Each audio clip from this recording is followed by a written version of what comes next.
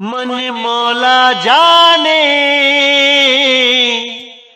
गुजर गई गुजरान रे, मन मौला जाने गुजर गई गुजरान। कोई दिन मंदिर कोई दिन मस्जिद, कोई दिन बाग बगीचा बाड़ी, कोई दिन मंदिर कोई दिन मस्जिद, कोई दिन बाग बगीचा बाड़ी, कोई दिन रहे वृक्ष की छाया, कोई दिन रहे मैदान रे, मन मौला जाने गुजर गई गुजरान रे, मन मौला जाने गुजर गई गुजरान रे। हिल मिल रहना मिलकर खाना, नेकी बात बताते रहना, हिल मिल रहना मिलकर खाना, नेकी बात बताते रहना। कहे कबीर सुनो भाई साधो, जपना निज नाम रे, मन मौला जाने गुजर गई गुजरान रे, मन मौला जाने गुजर गई गुजरान रे, मन मौला जाने गुजर गई गुजरान। नमस्कार मेरे प्यारे भाइयों, मेरे परम पिता परमात्मा के प्यारे जीव हंसों, मैं बंदी छोड़ से यही अरदास करता हूं कि आप सब मेरे भाइयों का विवेक पहले से ज्यादा और ज्यादा और ज्यादा से ज्यादा बढ़ता ही जाए, और ऐसी कोई दुविधा ना रहे जो मेरे भाइयों को 1% भी भ्रमित कर पाए। ऐसी कोई भी बात ना बचे जो मेरे भाइयों को समझ में ना आए। हर चीज ऐसी क्रिस्टल क्लियर होती चली जाए, हर भेद ऐसे समझ में आता चला जाए कि कोई भी काल का दूत मेरे प्यारे भाइयों को भरमा ना पाए। मैं बस यही अरदास करता हूं अपने परम पिता परमात्मा, अपने बंदी छोड़, अपने सतगुरु कबीर से कि ऐसी कोई भी दुविधा ना रहे जो मेरे भाइयों को 1% भी विचलित कर पाए।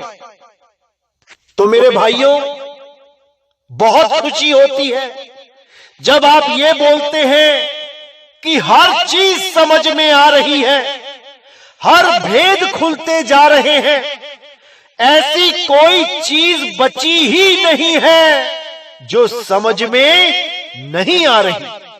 बहुत खुशी होती है, आप सोच भी नहीं सकते कि कितनी खुशी होती है।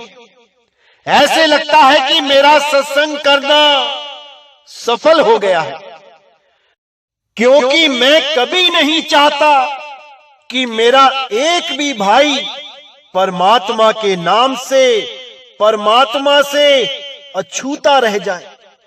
हर भाई के जीवन में परमात्मा का अवतरण हो, मैं बस यही चाहता हूं।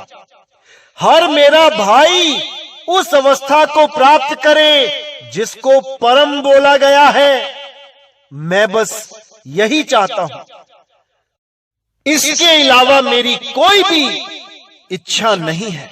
बस मैं यही चाहता हूं कि आप सब मेरे भाई तरक्की करते ही चले जाएं, अपना विवेक बढ़ाते चले जाएं और इन अधूरे गुरुओं के चक्करों से निकल जाएं, देही गुरु के जाल से निकल जाएं और उस विदेही गुरु की शरण में जाएं जो सबका गुरु है, जो सबका मालिक एक है। वो एक है भाई, वहां पर 2, 10, 5 की बात हो ही नहीं सकती।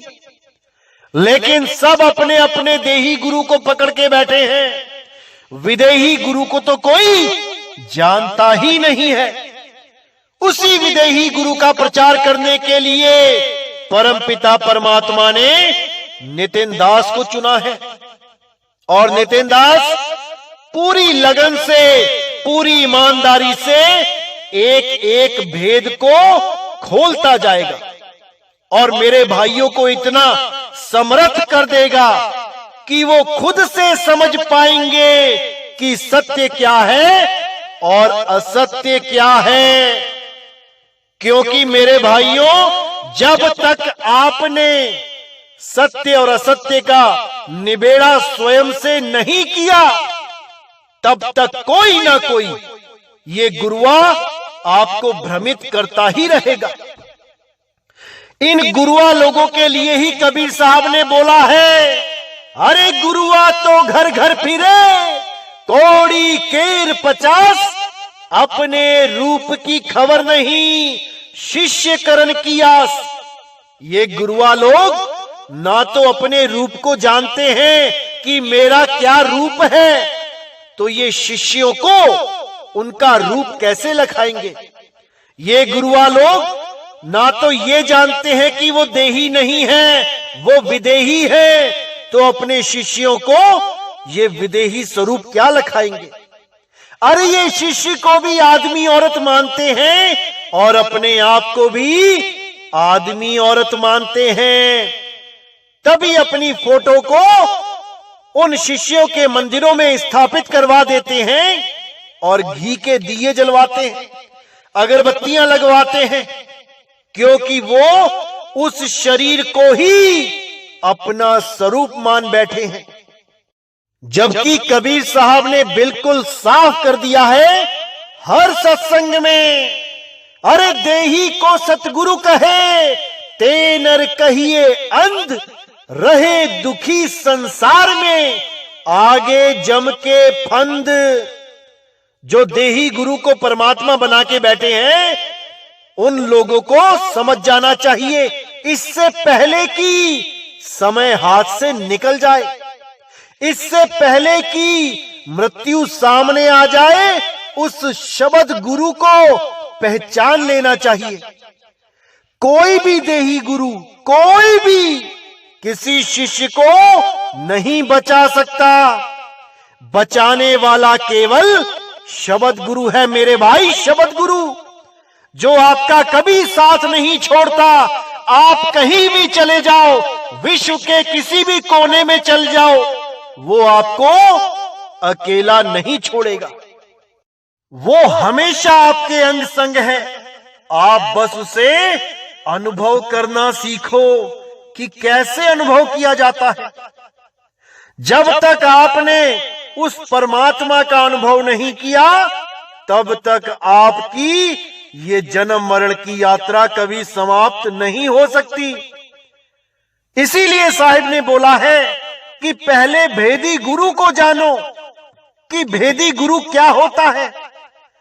भेदी गुरु जो भेद बताता है, उस भेद को अच्छी तरह समझ जाओ और फिर अपनी सत भक्ति स्टार्ट करो। अगर भेद ही नहीं होगा तो मेरे भाई भक्ति कर ही नहीं सकते, क्योंकि भेद नहीं होगा तो कोई ना कोई मंत्र जंत्र तंत्र जप रहे होगे, कोई ना कोई नाम जाप कर रहे होगे, कबीर कबीर कर रहे होगे, सत साहिब कर रहे होगे, राम राम कर रहे होगे, वाहिगुरु कर रहे होगे, क्योंकि ये सारे नाम ही 52 अक्षरी हैं। और अगर भेद नहीं पता तो केवल 52 अक्षर ही जप सकता है ये इंसान, और कुछ नहीं कर सकता। ज्यादा से ज्यादा ध्यान लगा सकता है। किसी ने नाक पे ध्यान लगा लिया, किसी ने नाभि पे ध्यान लगा लिया, किसी ने नाक पे ध्यान लगा लिया, किसी ने त्रिकुटी में ध्यान लगा लिया, किसी ने गुदा चक्र में ध्यान लगा लिया, स्वाद में ध्यान लगा लिया। इससे ज्यादा कुछ नहीं कर सकता। ज्यादा से ज्यादा क्या करेगा तो श्वासों में ध्यान लगाना शुरू करेगा, विपासना करना शुरू कर देगा।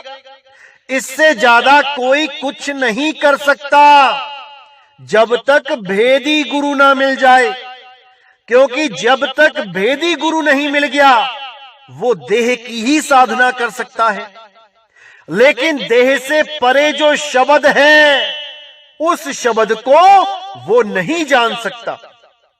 इसीलिए बार बार कबीर साहब ने भेदी गुरु की बात करी है। अरे वस्तु कहीं ढूंढे कहीं, कैसे लागे हाथ, गुप्त वस्तु तब मिले, भेदी लीजे साथ। भेदी लीना साथ में, दीनी वस्तु लखाए। अरे कोटि जन्म का पंथ था, पल में पहुंचा जाए। तब आपकी सूरत पल में उस ठिकाने पे लगनी शुरू हो जाएगी। ये संस्कार है हमारे, किसी की जल्दी और किसी की देर में। लेकिन अगर आपको रास्ता पता लग गया तो देर सवेर कभी ना कभी पहुंचोगे, 101% पहुंचोगे। क्योंकि हमें रास्ता नहीं पता होता, इसलिए हम पहुंच नहीं पाते। लेकिन जब हमारी सूरत को रास्ता मिल गया, भेद पता लग गया, अब उसे पहुंचने से कोई नहीं रोक सकता। हां, समय जरूर लग सकता है, किसी को जल्दी किसी को देर में, लेकिन वो पहुंचेगा, इसमें कोई संदेह नहीं होता। क्योंकि इनाम दीक्षा उन्हीं को मिलती है जिनको परमात्मा चुन लेते हैं। लेकिन अगर कोई खुद से ही ना जाना चाहे तो परमात्मा भी उसको रोकते नहीं है, वो जहां जाना चाहे जा सकता है। क्योंकि मेरे भाई ये श्रद्धा भक्ति और प्रेम का मामला है, ये जबरदस्ती का सौदा नहीं है कि अगर आपने हमसे नाम ले लिया तो आप हमारे साथ ही बंध गए, हमारे यहां ही खूंटा गड़ गया आपका। ऐसा नहीं है भाई, आप कहीं भी इनाम दीक्षा ले सकते हो, कहीं भी जा सकते हो। बस हमारा यही कहना होता है कि अगर आप कहीं जा रहे हो तो पहले परख लो, शब्द को परख लो कि वहां क्या दिया जा रहा है। क्योंकि मेरे भाई इतने भरमाने वाले लोग बैठे हैं कि आप सोच भी नहीं सकते। 2 सेकंड में सार शब्द ले लो, 3 सेकंड में सार शब्द ले लो, 5 सेकंड में सार शब्द देने वाले कितने बैठे हुए हैं, आप सोच भी नहीं सकते। और सार शब्द के नाम पे देते क्या है? कोई आपके कान में फूंक मार देता है, कान में फूंक मार के कहता है यही सार शब्द है। कोई आपको दोनों हाथों के बीच में इस निराकार गैप को दिखा देता है, स्पेस को दिखा देता है, कहता है यही सार शब्द है। कोई आपको श्वासों से जोड़ देता है, आपको श्वासों में मंत्र दे देता है, 5 सेकंड में श्वास ऊपर गई सो और नीचे गई हंग, इसी को कह देते हैं ये सार शब्द है। ऐसा मूर्ख बना रखा है इन लोगों ने कि क्या बताऊं। लेकिन मेरे भाइयों, आपने कहीं पर भी जाना है, अच्छी तरह सोच विचार के जाना है कि कहीं कनफुक्का गुरु तो नहीं मिल जाएगा मुझे, ये परख के जाना है। पहले ही गुरु से पूछ लो कि गुरुजी क्या आप कान में फूंक मारोगे, उसी को सार शब्द बोलते हो। परख लेना मेरे भाइयों, परख लेना, क्योंकि ये गुरुआ लोग बहुत शातिर हैं, इनका कुछ नहीं जाएगा, आपका जन्म खराब होगा। इसीलिए मैं कहता हूं मेरे भाइयों, हर चीज को परखो। जब परखना शुरू कर दोगे तो समझ में आने लग जाएगा कि सत्य क्या है, असत्य क्या है। इसीलिए साहिब ने बोला, जब लग मिले नहीं शब्द वो साचा, तब लग गुरु करो 10 पांचा। इन कनफुक्के गुरु के चक्कर में नहीं पड़ना है जो कान में सार शब्द देते हैं। अरे कनफुक्का गुरु हद का, बेहद का गुरु और जब बेहद का गुरु मिले लहे ठिकाना ठौर। असली ठिकाना तब मिलता है जब बेहद का यानी उस अनंत का, उस सार शब्द का सच्चा भेदी गुरु मिल जाता है। तब परमपिता परमात्मा दूर नहीं रह जाते, फिर वो बहुत पास हो जाते हैं। अरे साहिब का घर दूर है जैसे पेड़ खजूर, और ज्ञानी जन के पास में अज्ञानी से दूर। फिर मालिक हमारे अंग संग हो जाते हैं। ऐसे भी मार्केट में गुरु बैठे हैं जो आपको भरमा देते हैं कि भाई 2 अक्षर का भेद बताए का मतलब है पहले तो कान में फूंक मार दूंगा, ये हो गया पहला अक्षर, और दूसरा अक्षर तुम्हारी मृत्यु के 72 घंटे पहले दूंगा। ऐसे निकम्मे लोग गुरु बन के बैठ गए हैं कि क्या बताऊं। अब इन गुरुआ लोगों से आप ये पूछ लो कि तुम मेरी डेट ऑफ बर्थ बताओ, तुम ये बताओ कि मैं पैदा कब हुआ। अरे तुम तो त्रिकालदर्शी हो गए हो, तुम्हें तो पता चल चुका है कि मेरी मृत्यु के 72 घंटे पहले मुझे नाम कैसे बुलाना है, कहां देना है, सब पता है तुम्हें। तो मेरी डेट ऑफ बर्थ बताओ और बताओ कि मैं कितनी उम्र का हूं। करो इन लोगों को फोन और पूछो इन लोगों से, देखो कैसे पतली गली पकड़ के निकल लेंगे, तुम्हारे फोन काट देंगे, तुम्हें अपशब्द बोलने लग जाएंगे, लेकिन तुम्हारे सवाल का जवाब नहीं दे पाएंगे। ऐसे गुरुओं से बच के रहना है मेरे भाइयों, बच के रहना है।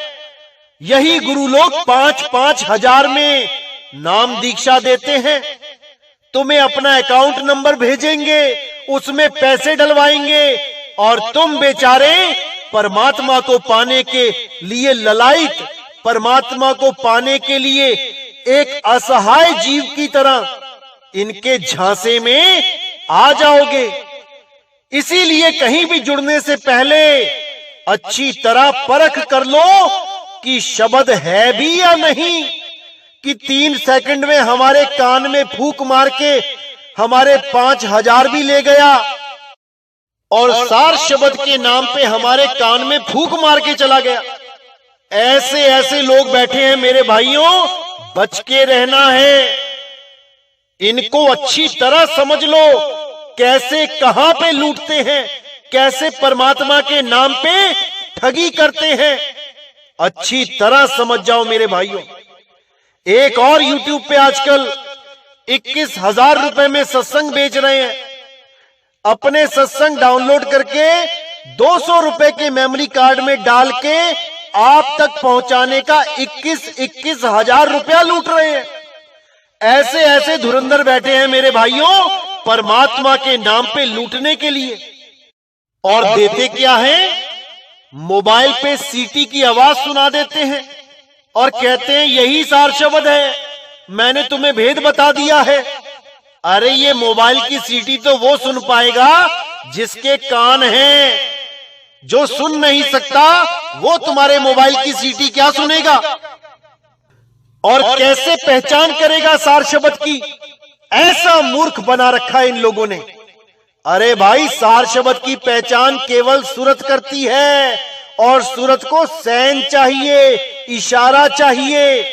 सैन मिलते ही सूरत अपने ठिकाने के लिए निकल पड़ती है, और सतगुरु मिल जाता है तो उसे वो अचल अवस्था प्राप्त होती है, जिसके लिए बोला गया है सतगुरु के लक्षण कहूं, अचल विहंगम चाल, हमें अमरापुर ले गया ज्ञान शब्द सरघाल। वो अचल अवस्था प्राप्त होती है जब सूरत को भेदी गुरु मिल जाता है, क्योंकि सूरत ही शिष्य है और शब्द ही गुरु है।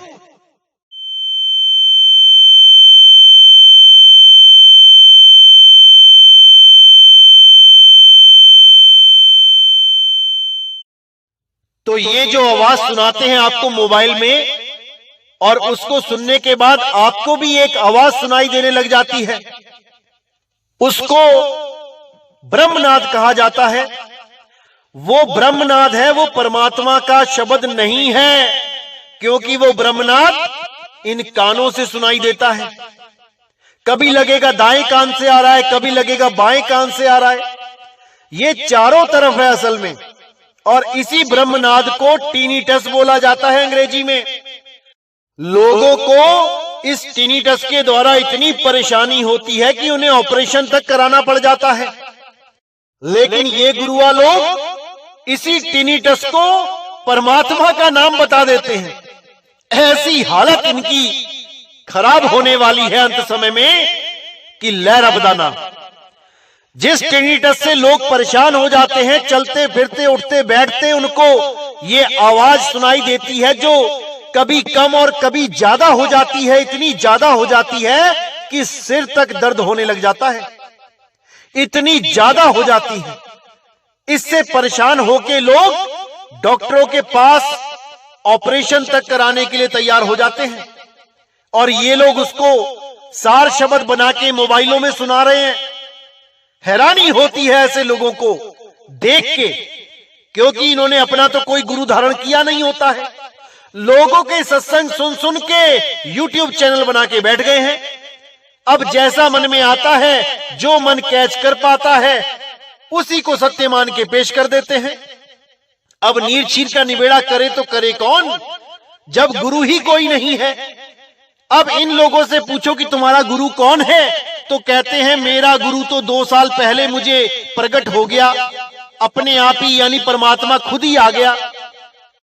अब इनसे कोई पूछने वाला हो कि भाई 5, 6, 7, 10 साल से तो तुम साईं बाबा की फोटो लगा लगा के मंत्र दे रहे हो, धन लक्ष्मी मंत्र दे रहे हो, और 2 साल पहले तुम्हें 2018 में तुम्हें सतगुरु प्रकट हो गया। असल में मेरे भाइयों, ये लोग हमारे सत्संग सुन सुन के जागे हैं।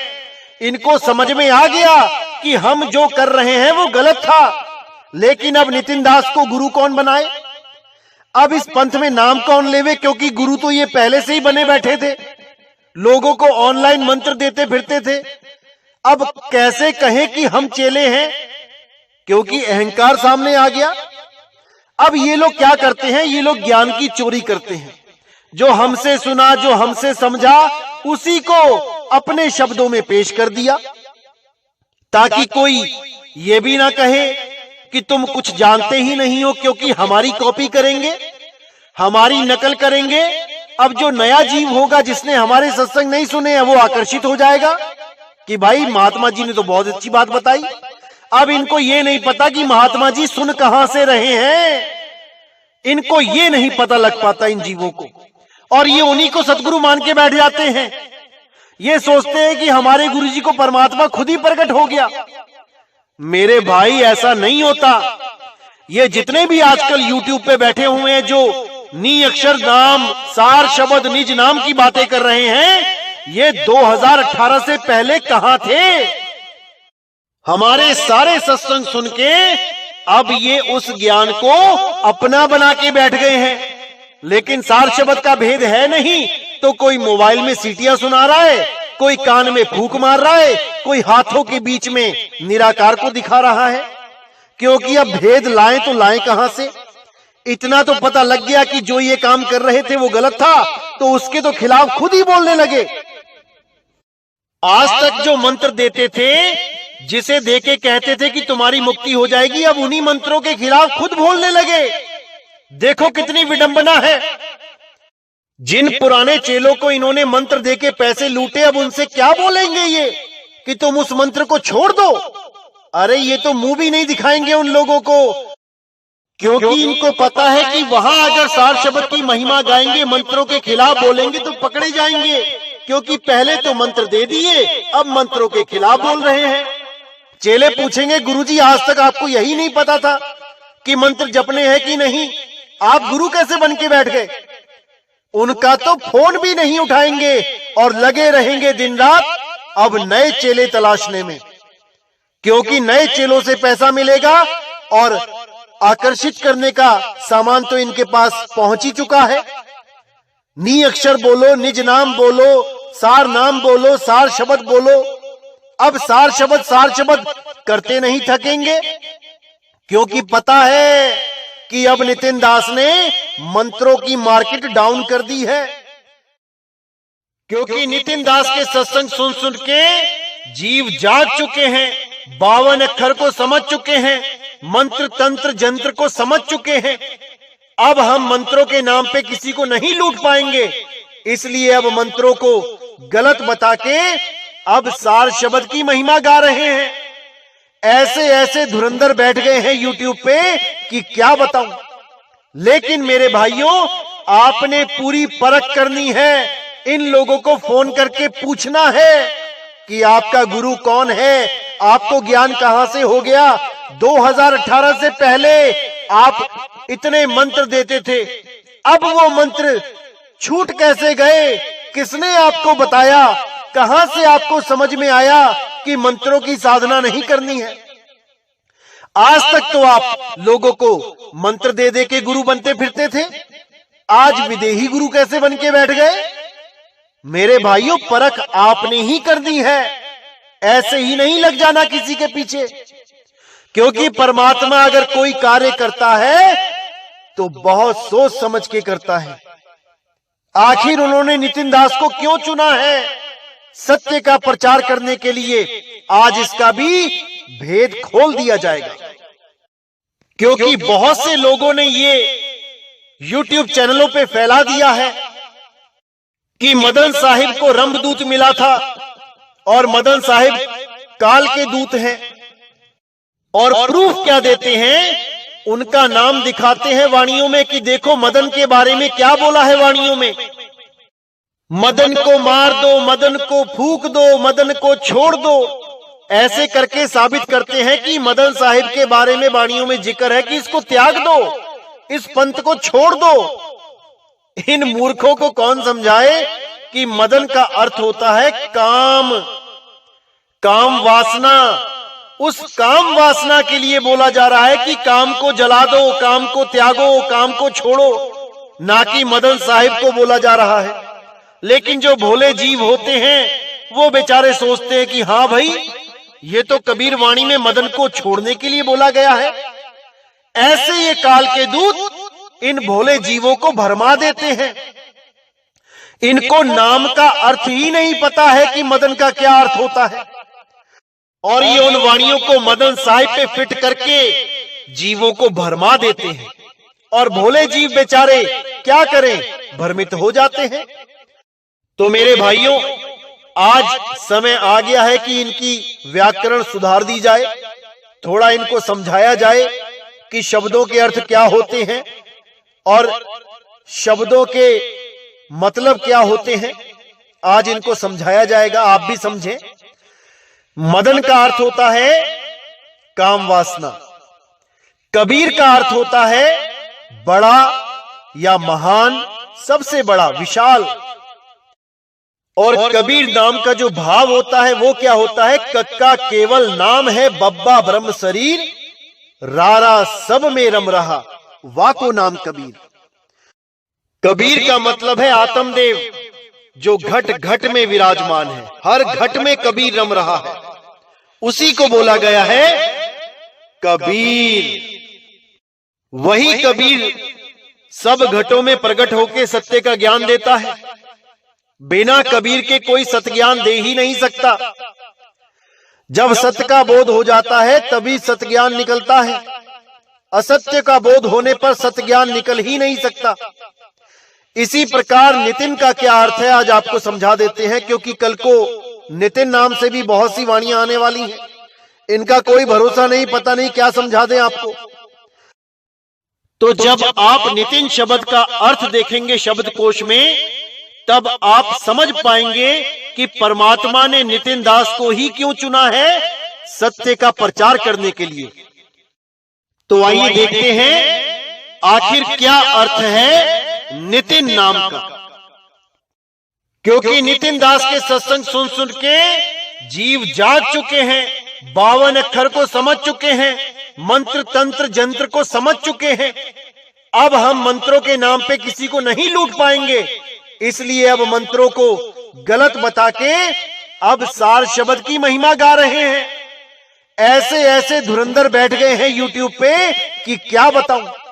लेकिन मेरे भाइयों, आपने पूरी परख करनी है इन लोगों। तो जैसा कि आप देख पा रहे हैं कि नितिन नाम का अर्थ होता है सत्य पंथ का मालिक, यानी सच्ची राह बताने वाला, सच्चा मार्गदर्शक। और इसी शब्द का एक अर्थ और होता है जिसको कहते हैं न्यायाधीश, यानी जज, जो फैसला करता है सत्य और झूठ का। क्योंकि सत्य और असत्य का फैसला वही कर सकता है जो विवेकी है। बिना विवेक के आप सत्य और असत्य का फैसला कर ही नहीं सकते, क्योंकि एक न्यायाधीश ही सत्य और असत्य को भली भांति पहचानता है कि क्या सत्य है क्या असत्य है, और वो असत्य को त्याग के सत्य का साथ देता है और फैसला सुनाता है कि क्या सत्य है। इसीलिए नितिन नाम न्यायाधीश का भी है और नितिन नाम सत्य पंथ के मालिक का भी है। जो कलयुग में सत्य का डंका बजाएगा, कलयुग में सतयुग लेके आएगा, वो यही मूल ज्ञान है, वो यही आत्म ज्ञान है, जिसमें सारे धर्म भेद, सब जात पात भेद खत्म हो जाएंगे और लोग 52 अक्षरों से ऊपर उठ के आत्मदेव की पूजा करेंगे, आत्मदेव को सत्य मानेंगे और आत्मा में ही रम जाएंगे। और इस नाशवान जगत को, नाशवान शरीर को अच्छी तरह समझ जाएंगे कि कैसे हम इसमें फंसे पड़े हैं। हम आत्मा से दूर हो गए हैं, हम सत्य से दूर हो गए हैं और संसार के करीब हो गए हैं, इस माया के करीब हो गए हैं, इसीलिए माया में उलझे हैं। अब माया को त्यागना है और सत्य में अपनी सूरत को रमा लेना है, बस यही करना है और आप भी नितिन हो जाओगे। क्योंकि नितिन कोई नाम नहीं है भाई, नितिन एक गुण है। नितिन, नी यानी नहीं, तीन यानी 3 गुणों में, जो 3 गुणों में नहीं है वही नितिन है। 3 गुणों से ऊपर उठ जाओ, अरे तुम ही नितिन हो जाओगे, तुम ही नितिन हो जाओगे। जैसे तत्व के आगे नी लगाने पे बन जाता है नी तत्व, यानी जो तत्वों में नहीं है। जैसे शब्द के आगे नी लगाने पे बन जाता है नी शब्द, जो शब्दों में नहीं है। ऐसे ही अक्षर के आगे नी लगाने पे बन जाता है नी अक्षर, जो अक्षरों में नहीं है। ऐसे ही 3 के आगे नी लगाने पे बन जाता है नितिन, जो 3 गुणों में नहीं है। बस आपने भी नितिन हो जाना है और सत्य का प्रचार करना है। इसीलिए नितिन नाम चुना गया, क्योंकि नितिन नाम है सत्य और असत्य के निर्णय करने का। जहां सत्य और असत्य का निर्णय करने वाला कोई हो वही नितिन है।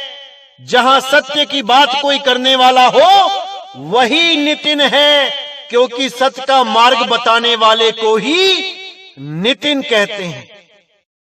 तो मेरे भाइयों, आपने भी अब नितिन हो जाना है और पूरे संसार को सत्य का मार्ग बताना है। पूरे विश्व में सत्य की जागृति करनी है। अपने सब रिश्तेदारों को, अपने सब चाहने वालों को, अपने सब मित्रों को सत्य और असत्य के बारे में विस्तार से समझाना है, प्रेम से समझाना है। कभी भी ऐसा नहीं करना है कि उनको नीचा दिखाने लग जाओ कि तुम्हारा गुरु तो झूठा है, तुम्हारा गुरु अधूरा है। अरे नहीं भाई, बड़े प्रेम से बात करनी है। उसको सत्य के बारे में एक एक चीज विस्तार से बतानी है और सबसे पहले उनके सामने वो प्रश्न रखने हैं जिसके बारे में आप जानते हो, लेकिन आपको पूरा भरोसा है कि वो नहीं जानता। जब आप ऐसे सवाल किसी खोजी के आगे रखोगे तो वो खोजना शुरू करेगा और उसको इन सवालों के जवाब मिलेंगे नहीं, क्योंकि उन सवालों के जवाब कोई भेदी गुरु ही दे सकता है या उस भेदी गुरु का कोई शिष्य दे सकता है। ये सबके बस की बात नहीं है।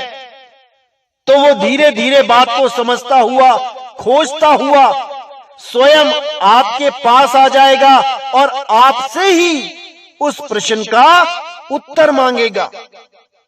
तब आपके पास पूरा मौका होगा उसको सत्य भेद बताने का।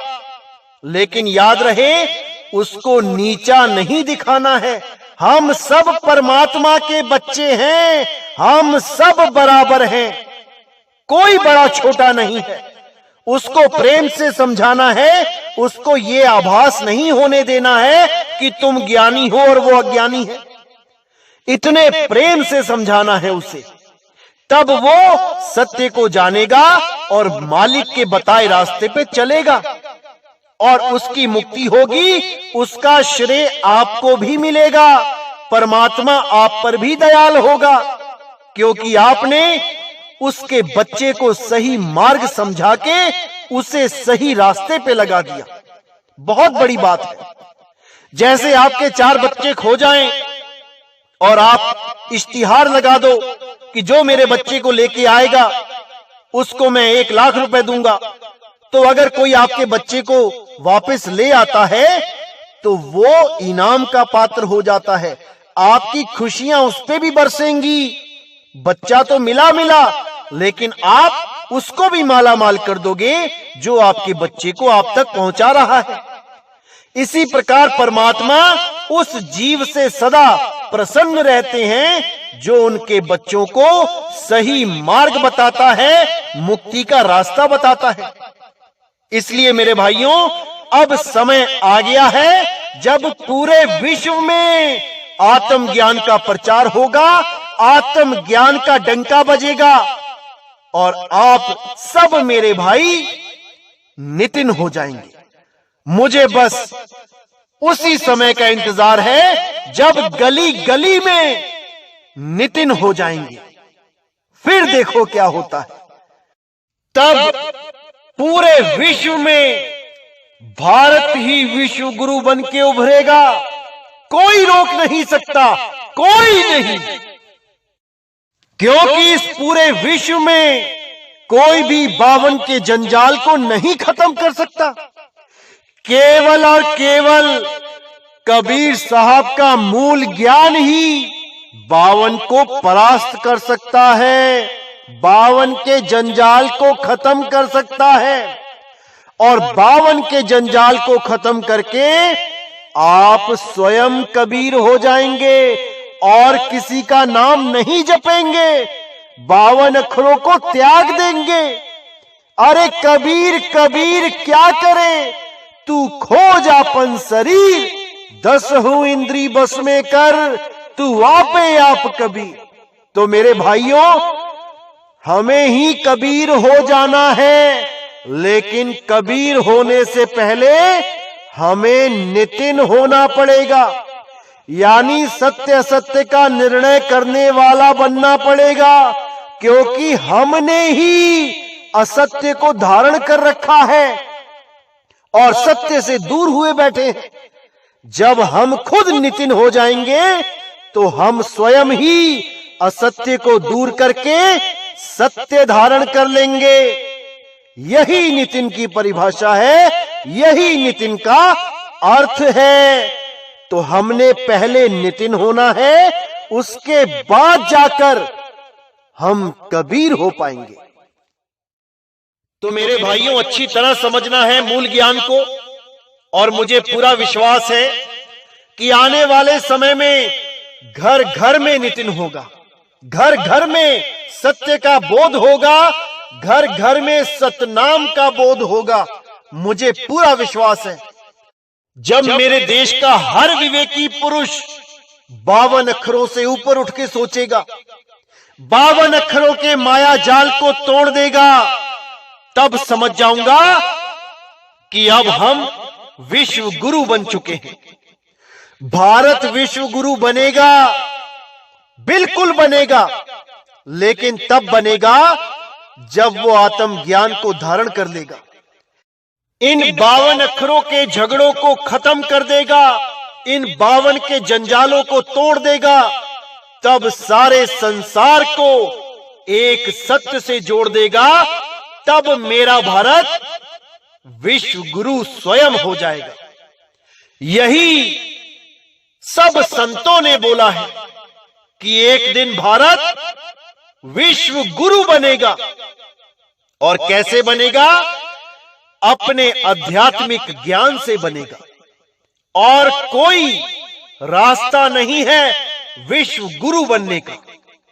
तो मेरे विवेकी भाइयों, मैं आह्वान करता हूं कि आप सब मेरे भाई इन 52 अक्षरों को समझ के, इन 52 अक्षरों के जंजाल को अच्छी तरह जान के इनसे खुद को भी बचाओ और अपने रिश्तेदार, सगे संबंधियों, मित्रों को भी बचाओ।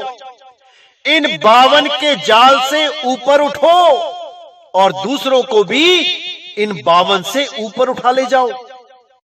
तभी आप परमात्मा के एक सच्चे सेवक बनेंगे।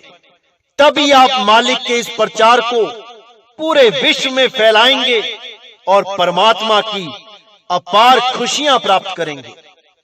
इसी के साथ मैं बस यही विनती करता हूं आपसे कि जो भी ज्ञान आप समझ रहे हैं दूसरों को भी समझाएं, क्योंकि ये मनुष्य चोला बिला है केवल ज्ञान समझने और समझाने के लिए, मुक्त होने और दूसरों को मुक्ति का रास्ता बताने के लिए। अगर एक बार भी लक्ष्य 84 में चले गए तो मेरे भाई, ना तो हम मुक्त हो पाएंगे, ना अपने सगे संबंधियों को मुक्त करवा पाएंगे। इसलिए पूरा जोर लगा दो, खुद भी सत्य से जुड़ो और अपने सगे संबंधी रिश्तेदारों को भी सत्य से जोड़ो, क्योंकि यही मौका है मेरे भाइयों, आप किसी की मदद कर सकते हो मुक्त होने में। नहीं तो ये लक्ष्य 84 में एक बार चले गए तो कोई मुक्त नहीं हो पाएगा, कोई नहीं। तो मेरे भाइयों, इसी के साथ मैं आज का सत्संग समाप्त करता हूं और बहुत जल्दी अगला सत्संग आएगा। तब तक आप विवेक जगाते रहें और संतों की कही बातों पे अपना जीवन चलाते रहें। तभी आप मुक्ति के दरवाजे तक पहुंचेंगे, अन्यथा कोई ना कोई काल का दूत आपको ठग लेगा। इसलिए पूरे विवेकी बने रहें, पूरी जागृति में रहें। अरे मैं कहता हूं जागत रहियो, तू जाता है सोई रे, तेरा मेरा मनवा कैसे एक होई। तो मेरे भाइयों, अच्छी तरह समझना है हर बात को और परमात्मा पे पूरा भरोसा करके भक्ति करनी है। ये देखा देखी वाली बात नहीं है, यहां पे सिर धड़ की बाजी लगानी है। परमात्मा हमेशा आपके अंग संग है, हमेशा उसको महसूस करना है अपने साथ, क्योंकि वो आपका साथ कभी नहीं छोड़ता, कभी नहीं। तो इसी के साथ मैं वाणी पे विराम देता हूं। बोलिए सतगुरु वैराग साहिब की सदा ही जय हो। बोलिए सतगुरु मदनपति साहिब की सदा ही जय हो। बोलिए सतगुरु बाबा नानक जी की सदा ही जय हो। रविदास जी की सदा ही जय हो। सभी संतों की जय हो। बोलिए सतगुरु बंदी छोड़ सतगुरु सत्य कबीर साहिब की सदा ही जय हो, सदा ही जय हो। मेरे मालिक की साहिब बंदगी सतना।